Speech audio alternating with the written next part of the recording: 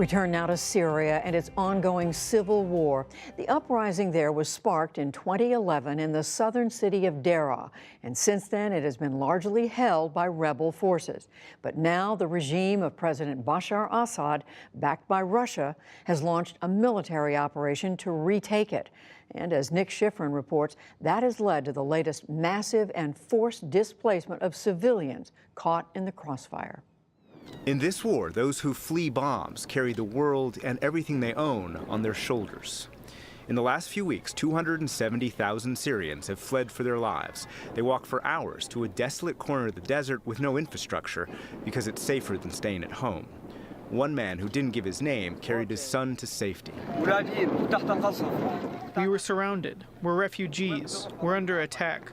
Where should we go? I swear, where should we go? They went to the closest, safest place, the Jordanian border, guarded by Jordanian soldiers. And they sit, waiting for help that's not arriving.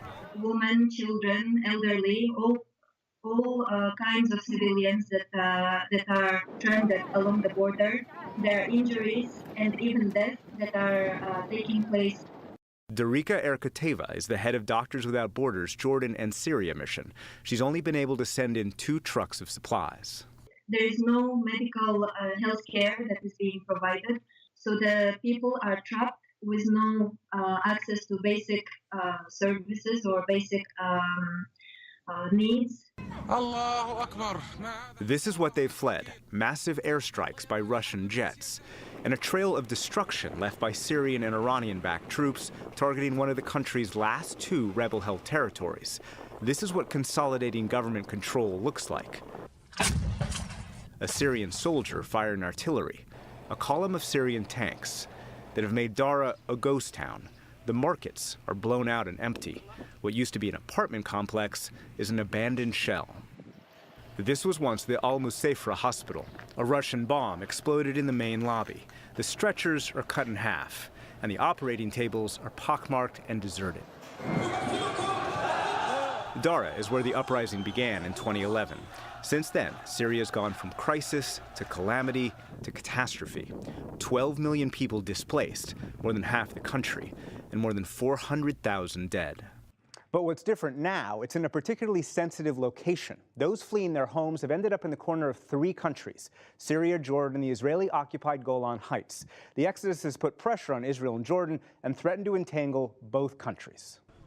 Jordan has sent aid across the border into Syria, but it's already taken in 1.3 million refugees who live in the region's largest camp and won't accept any more, said Jordanian government spokeswoman Jumana Guneimat.